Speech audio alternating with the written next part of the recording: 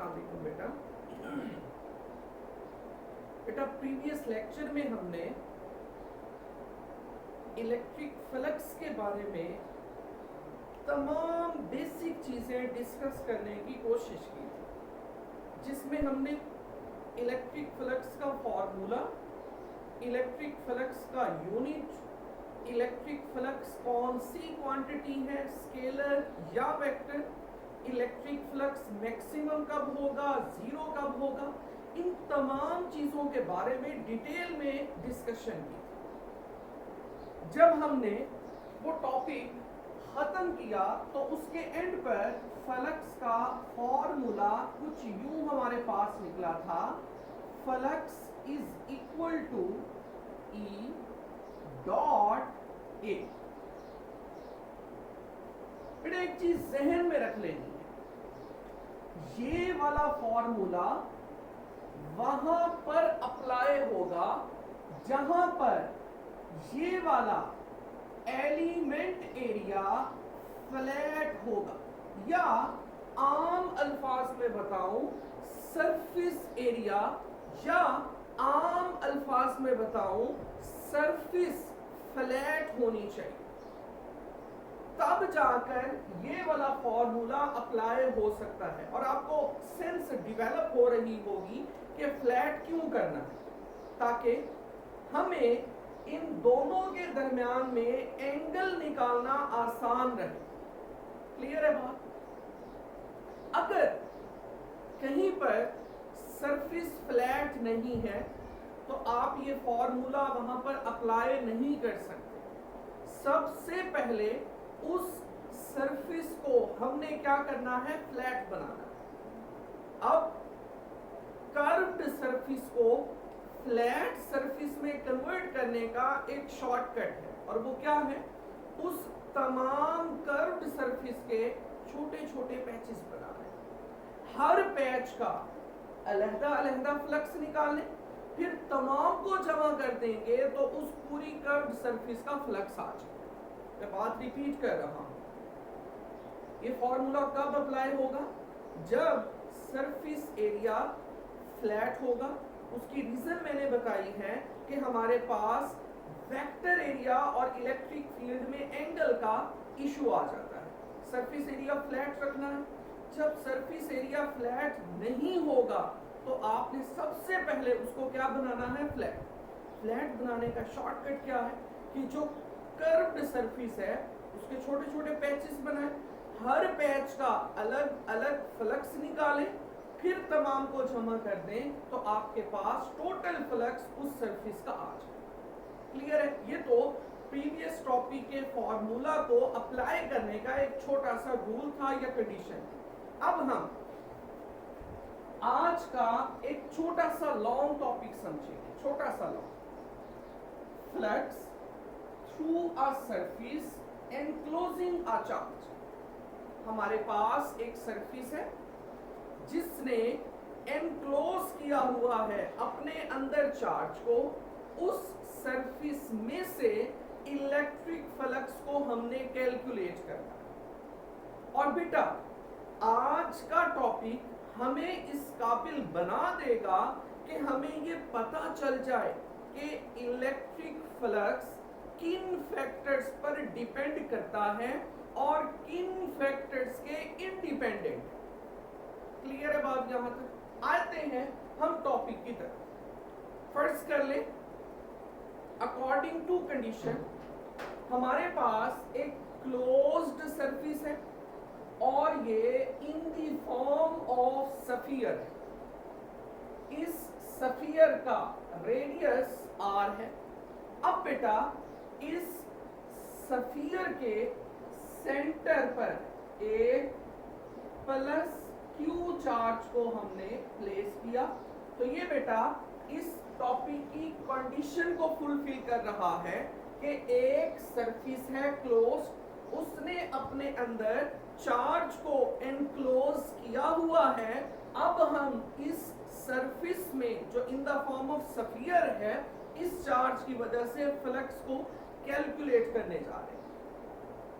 याद रख लें फॉर्मूला ये यूज होगा, लेकिन कब यूज होगा, जब ये वाली sphere in the form of जो कर्व्ड है, इसको हम क्या बना लेंगे, इसका एरिया फ्लैट। और कर्व्ड को फ्लैट बनाने का शॉर्टकट क्या है कि इसका पूरा सरफेस एरिया छोटे छोटे पैचेस में डिवाइड कर दें। फर्स्ट कर लेंगे पहला पैच, इसी तरीके से बेटा ये चौथा पैच, और ये तमाम सरफेस एरिया को छोटे छोटे पैचेस में डिवाइड करेंगे, और हर पैच हमें क्या नजर आएगा, फ्लैट। तब हम हर पैच पर ये फॉर्मूला अप्लाई करेंगे, फिर हर फॉर्मूले में मौजूद फ्लक्स को जमा करके टोटल फ्लक्स आ जाएगा इस क्लोज्ड स्फीयर का। फर्स्ट कर लें, ये पहला पैच जिसका सरफेस एरिया डेल्टा A1, इसका वेक्टर एरिया आपको याद होगा, इसके ऊपर नॉर्मल होगा वो डेल्टा A1, लेकिन इसके साथ क्या लगेगी बेटा, L।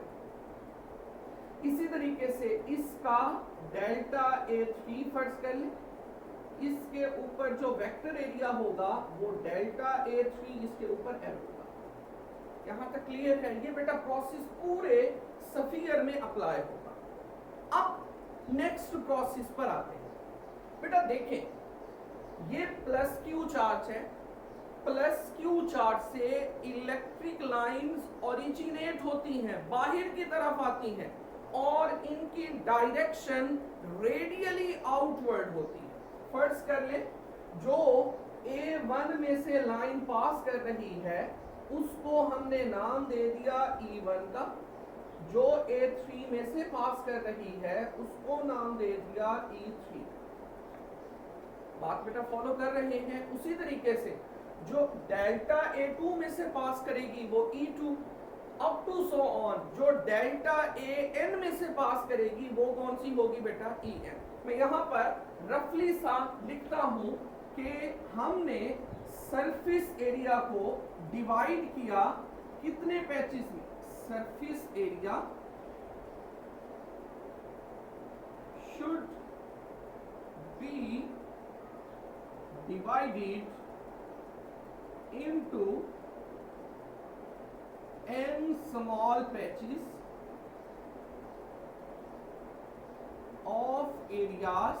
कौन कौन से हैं, delta A1, delta A2, delta A3 up to delta AN। और बेटा इसका वेक्टर एरिया क्या होगा, डेल्टा A1, इसका वेक्टर एरिया डेल्टा A2, इसका वेक्टर एरिया डेल्टा A3, और अप टू सो ऑन इसका वेक्टर एरिया क्या बनेगा बेटा, डेल्टा AN। अब तरतीब से इसमें जो इलेक्ट्रिक लाइंस पास करेंगी वो E1, इसमें जो पास करेगी वो E2, इसमें जो पास करेगी वो E3, up to so on इसमें जो इलेक्ट्रिक लाइन पास करेगी वो EN। होप सो यहां तक बात क्लियर हो गई। अब बेटा हम ये जो फर्स्ट पैच है इसमें से फ्लक्स को कैलकुलेट करते हैं इस फॉर्मूला को यूज करते हुए। देखिएगा, फ्लक्स थ्रू फर्स्ट पैच, पहला जो आपने टुकड़ा किया जिसका एरिया कितना था, डेल्टा A1, और इसमें से इलेक्ट्रिक लाइन कौन सी पास कर रही थी, E1। तो यहां पर आप इसको नाम देंगे φ1 का। ये बराबर होगा इलेक्ट्रिक फील्ड E1 पास कर रही है, और वेक्टर एरिया क्या है बेटा, डेल्टा A1, इसको इक्वेशन नंबर 1 का नाम दे दें। इसी तरीके से फ्लक्स थ्रू सेकंड पैच का एरिया क्या है बेटा, डेल्टा A2, इलेक्ट्रिक लाइन कौन सी पास कर रही है बेटा, E2। तो ये बनेगा E2 डॉट डेल्टा A2, इसको इक्वेशन नंबर बेटा नाम दे लें 2 का। सिमिलरली ये प्रोसेस यूं ही परफॉर्म रहेगा, और बेटा nth पैच आ जाएगा। तो φn बराबर है En डॉट डेल्टा AN। अब बेटा आपने टोटल फ्लक्स निकालना है, टोटल या net flux through closed surface, इस क्लोज्ड सरफेस में आपने टोटल या नेट फ्लक्स निकालना है तो क्या करना पड़ेगा, flux total, flux through first patch, flux through second patch, up to so on flux through nth patch. First patch का फ्लक्स बेटा कितना निकला, E1 dot delta A1, second का E2 डॉट डेल्टा A2, फिर बेटा nth का En dot delta AN।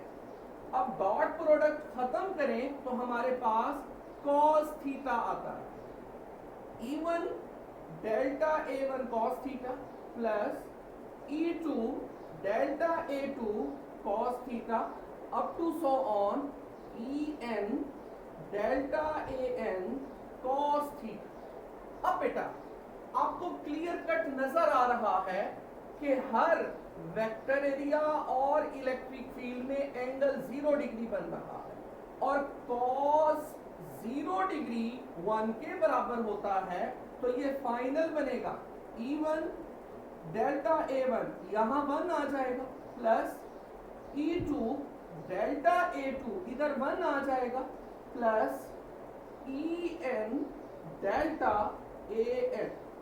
यहां तक क्लियर है। अब बेटा अगला पॉइंट बहुत ज्यादा इंपॉर्टेंट है, देखिएगा चार्ज चूंकि सेंटर में पड़ा है तो इस चार्ज से निकलने वाली इलेक्ट्रिक लाइंस हर डायरेक्शन में सेम मैग्नीट्यूड रखेगी। इस एरिया में से जो फील्ड पास करेगी उसकी मैग्नीट्यूड बराबर होगी हर एरिया में से इलेक्ट्रिक फील्ड पास करने वाली पर। क्यों? क्योंकि चार्ज सेंटर पर पड़ा है, डिस्टेंस सेम है, electric intensity, electric field distance dependent है, तमाम पैचेस का डिस्टेंस चूंकि सेंटर से सेम है, इस वजह से इलेक्ट्रिक फील्ड भी सेम होगी। तो इस वजह से मैं यहां पर लिख सकता हूं E1 मैग्नीट्यूड, E2 मैग्नीट्यूड ये बराबर होगी En मैग्नीट्यूड के, और इन तमाम को हम E के बराबर लिखें तो ये वाली इक्वेशन नंबर 1 क्या बनेगी, फ्लक्स E1 की जगह E into delta A1 plus E into delta A2 up to so on E into delta AN।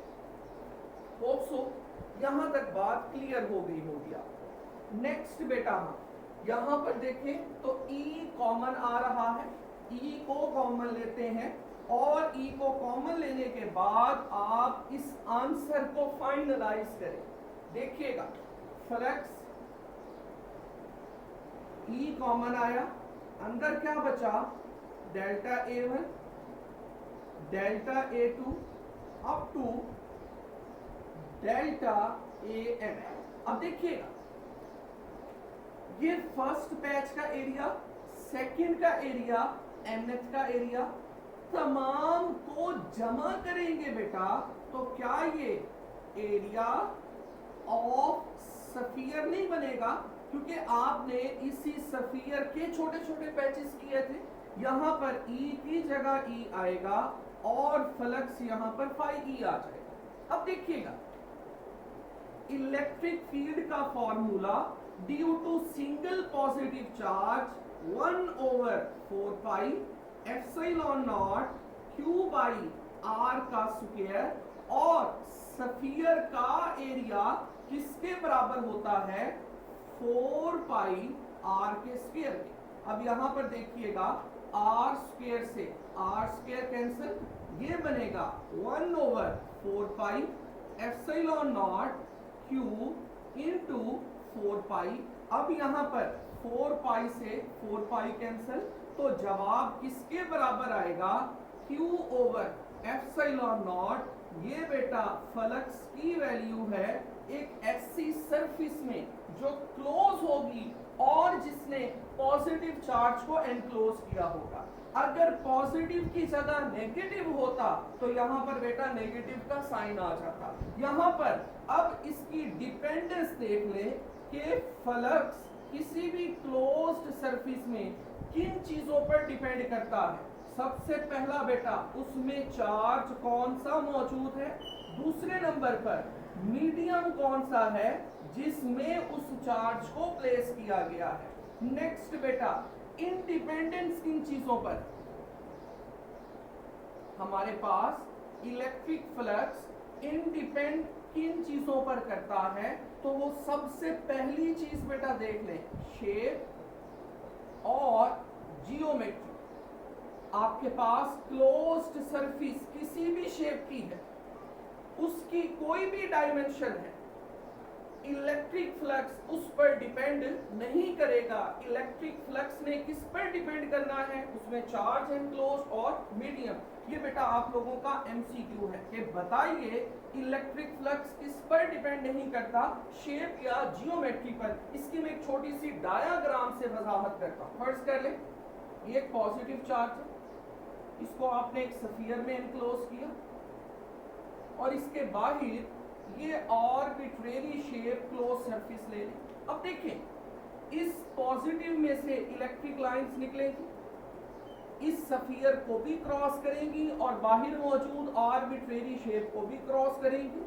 बेटा एक बात का जवाब दें, क्या स्फीयर को क्रॉस करने वाली लाइंस और आर्बिट्रेरी शेप को क्रॉस करने वाली लाइंस आपस में बराबर नहीं है? तो जितनी लाइन इसको क्रॉस कर रही है उतनी ही बाहर वाली को क्रॉस कर रही है, मतलब दोनों में फ्लक्स सेम है। समझ रहे हैं ना, फ्लक्स की वैल्यू दोनों में सेम है। अगर हम इस पूरे रूल को फॉलो करें तो इसको भी पैचेस में डिवाइड करें, इसको भी करें, तमाम का फ्लक्स निकालें तो फ्लक्स दोनों में सेम निकलेगा। Moral of the story, flux किन दो फैक्टर्स पर डिपेंड करता है, एक चार्ज पर, दूसरा मीडियम पर। इंडिपेंडेंट किसके हैं, शेप और जियोमेट्री के। और फ्लक्स की वैल्यू क्लोज्ड सरफेस में आती कितनी है, Q बाई एप्सिलॉन नॉट। ये बेटा हमारा एक छोटा सा टॉपिक था फ्लक्स की प्रैक्टिस में।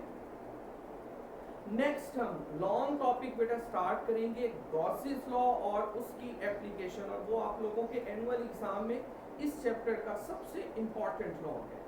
इसके साथ साथ बेटा एक छोटा सा एमसीक्यू मेरे जहन में आ रहा है, अगर एक सरफेस है जिसमें पॉजिटिव और नेगेटिव दोनों चार्जेस मौजूद है, तो उस सरफेस में फ्लक्स कितना होगा। तो देखिएगा पॉजिटिव की वजह से ये निकलेगा, नेगेटिव की वजह से minus Q over epsilon not निकलेगा। दोनों को जमा करेंगे तो रिजल्ट निकल आएगा 0, क्योंकि पॉजिटिव नेगेटिव से क्या हो जाएगा, कैंसिल। तो हमारे पास अल्टीमेट फ्लक्स कितना निकलेगा, 0।